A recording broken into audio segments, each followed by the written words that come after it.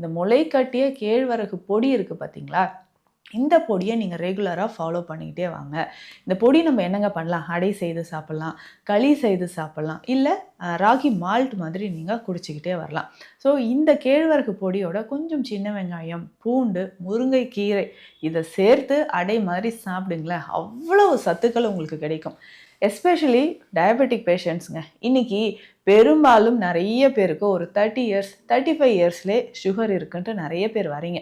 So இவர்களுக்கு நான் சொல்லக்கூடிய ஒரு விஷயம் என்னென்னா, இந்த 35 இயர்ஸ்லேயே உங்களுக்கு சுகர் இருக்குன்னா பயப்படவே வேண்டாம்.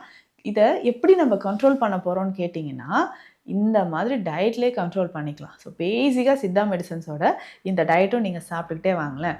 உடலுக்கும் இது ஆரோக்கியமானது. அது முருங்கைக்கீரை, கேழ்வரகோட காம்பினேஷன் சொல்லும்பொழுது ஹெல்த்தியாக இருக்கும், டேஸ்டியாகவும் இருக்கும். சுகர் லெவலும் உங்களுக்கு குறையும். சீக்கிரம் பசிக்காது. காலையில் தாங்க சாப்பிட்டேன், 8:30க்கு தான் சாப்பிட்டேன், 11 o'clockலாம் பசிக்குது பாருங்களேன் அப்படின்னு சொன்னீங்கன்னா, இதில் லோ கிளைசெமிக் இண்டெக்ஸ் இருக்கிறதுனால சுகர் லெவலும் உங்களுக்கு இன்க்ரீஸ் ஆகாது.